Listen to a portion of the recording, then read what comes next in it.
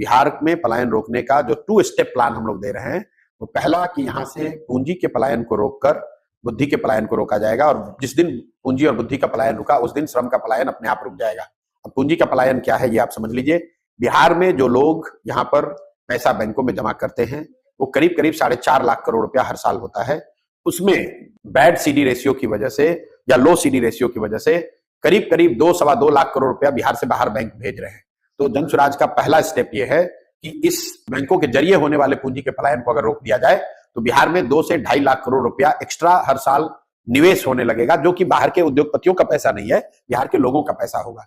जब लोगों के हाथ में पूंजी आएगी तो निश्चित तौर पर यहाँ कंजम्पशन बढ़ेगा, इन्वेस्टमेंट बढ़ेगा और उससे रोजगार बढ़ेगा, बड़ी संख्या में लोग वापस बाहर नहीं जाएंगे।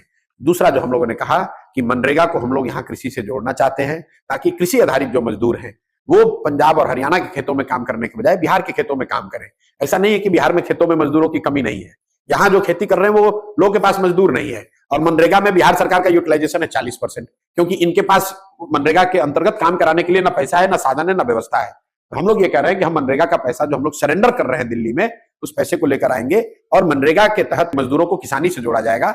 और शर्त ये हम कह रहे हैं कि जो आदमी भी अभी धान गेहूं की खेती कर रहा है वो नकदी की अगर खेती करने लगे तो उसको मनरेगा के तहत मजदूर फ्री में मिलेगा। इसका बहुत बड़ा फायदा ये होगा कि जो कृषि आधारित मजदूर हैं उनको यहीं पे रोजगार मिल जाएगा, पलायन नहीं करना पड़ेगा। दूसरा, मनरेगा में चोरी बंद हो जाएगी, क्योंकि जिस किसान को भी मजदूर मिलेगा उससे वो काम कराएगा।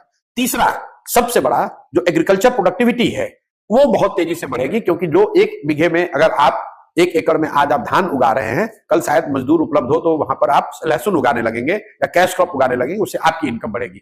तो बिल्कुल पूरा प्लान बता रहे हैं कैसे बैंकों के जरिए हो रहे पूंजी के पलायन को रोककर श्रम का पलायन रोका जाएगा। दूसरा बता रहे हैं कि मनरेगा को कृषि से जोड़कर कृषि आधारित मजदूरों का पलायन रोका जाएगा। और तीसरा कि यहां घर घर इंटरेस्ट सबवेंशन की जो स्कीम लाकर हम लोग महिलाओं के हाथ में पूंजी देना चाहते हैं, ताकि घर घर में रोजी रोजगार हो सके। हम लोग ये कह रहे हैं कि 4% सालाना ब्याज पर यहां पर लोगों को कर्ज दिया जाए, ताकि लोग अपने अपने घर में छोटा मोटा रोजी रोजगार कर सके। उससे भी पलायन को रोकने में बहुत बड़ी मदद